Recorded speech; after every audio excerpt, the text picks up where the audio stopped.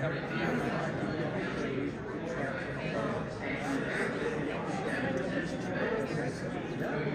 Because I was never doing that without asking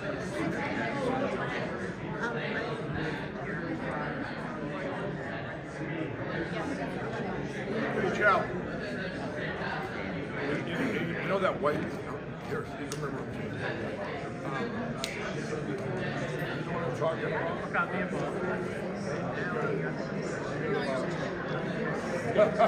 Okay.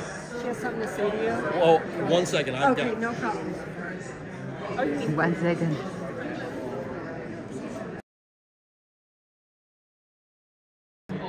Very clement. The film let my people go. I just bought 5 the CD. Sorry.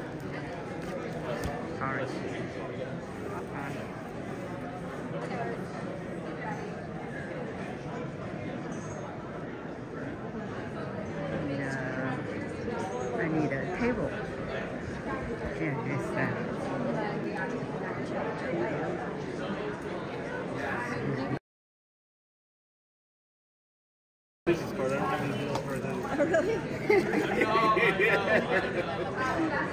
This is the DVD. That's my people go.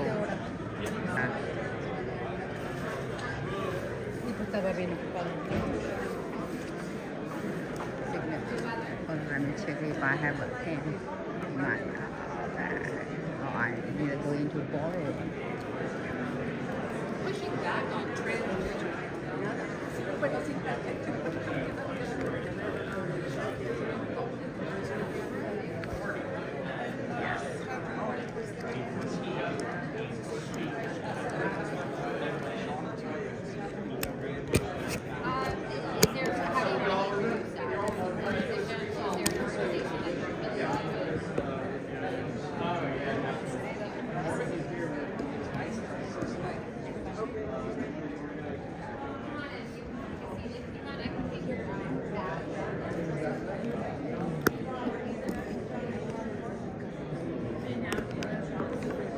Yeah, the stuff you guys are doing is just changing the world, you know? It's so important. It is. Yeah. The mass, what do you call it, the media? What do you call it? The, eventually, mass formation, psychosis. It's definitely a phenomenon. It's terrible. I did a terrible job. I'm sorry. That's okay. I'm running out of ink. I have this little website I call the CIA Society. Okay. Well, it's really the Constitutional Integrity Art Society. I don't know. I want to bring back figurative arts. So I call it the CIA Society. Okay. I'm running out of ink here.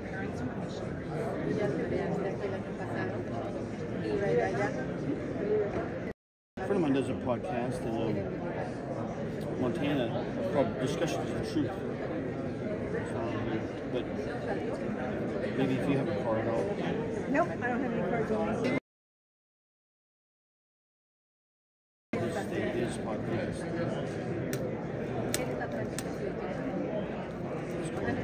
It's not very good. I'm running out of ink. I'm sorry. Thank you.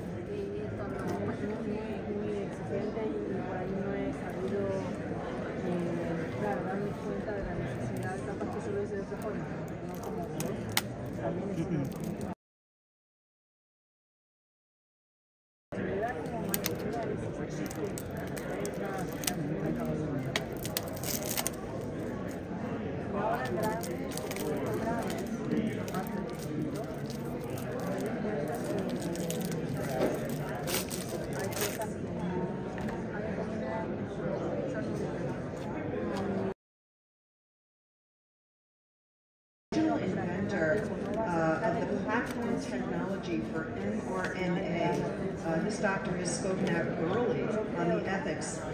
He's got two great books, The Lies My Government Told Me, and check him out on Substack. You get over 500,000 views per day, which is absolutely incredible. And you can follow Dr. Robert Malone at, there's so much happening. The world is unraveling. First, coming up, I guess, on the 4th year here since COVID was introduced. Yeah, and I look at where we were just a few short years ago and where we are today. For those that are tuning in, so many of our members are strong. Are concerned if they made the right either for help some sort of immunity, but specifically as it relates to the vaccine itself. Could you share some insight? So I'm a vaccinologist. I spent my entire career in multiple positions in industry, nonprofits, supporting the government in this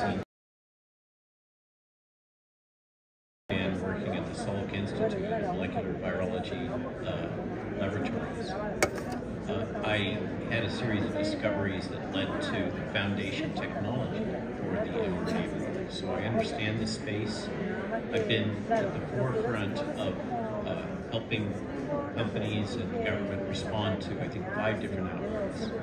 I'm very familiar with biodefense outbreaks and infectious disease, product development, vaccines. The important thing in evaluating any vaccine is the risk-benefit for you,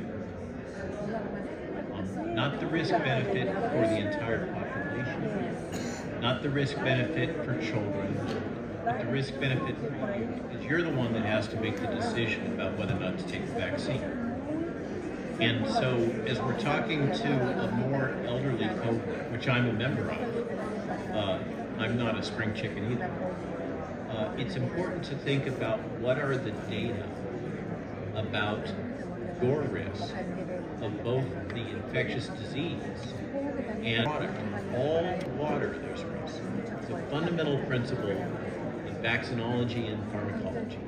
Everything has some degree of risk. The question is, how big is the risk of the product and the type of risk? And how big is the risk of the thing that you're trying to protect against? Let me illustrate the point. If you have cancer, and you only have 2 years to live, you might be willing to take a product that will give you an extra year of life, but if you happen to live for 8 years, it might cause some other kind of cancer. That might be a good trade-off. Depends on your disease, and you should be informed of what those risks are so that you can make decisions together with your doctor about whether or not taking this product makes sense to you. So all the way through, beginning in the very early days, for instance, I had a teleconference with Nancy Pelosi early on, in which I pleaded with her to get the CDC to stratify the risk of SARS-CoV-2 or COVID-19 by age, so that we would know what is the risk for a young child, what's the risk for a average middle-aged person, what's the risk for an elderly person. Because that's necessary to make decisions not about the whole population, we're not CDC, but about your risk, whether or not you should take this product. At first, the data seemed to indicate that the risk of the vaccine was much lower than the risk of SARS-CoV-2 in an elderly and obese, people with diabetes, certain types of cancers, immunosuppressive conditions.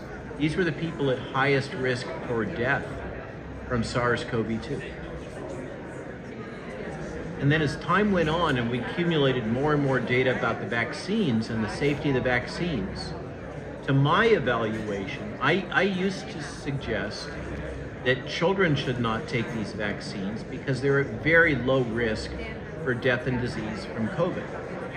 But the elderly, it still seemed to might still seem to be the case early on, that the elderly were partially protected and at highest risk, and they should probably go ahead and continue to get the vaccines. Now we have a lot more data about the risks of the vaccines.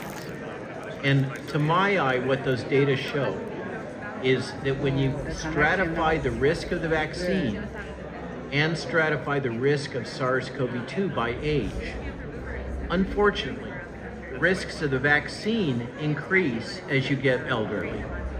As you get older, the risks of the vaccine increase, and the risks of COVID increases. So then it's kind of a race. It's a balance. You know, which one increases more? Does it really make sense? What's your risk and what's your benefit? And unfortunately, the data that I've seen suggests that the risk of the vaccine is greater than the risk of the SARS-CoV-2 disease, even in the elderly. So interesting. And what I find fascinating and almost mind-boggling is that this seems like lots of common sense here. You have a tremendous background, you understand your research, you understand medicine. After all, you are the original inventor of this platform technology of mRNA. That want to have this discussion are somehow shamed. Platforms such as YouTube and Google and such want to shut down this conversation entirely. We're just looking for truth. We're looking to educate the American public. Well, more than that, you're looking for informed consent. It's your right to be fully informed about the risks of a medical product that you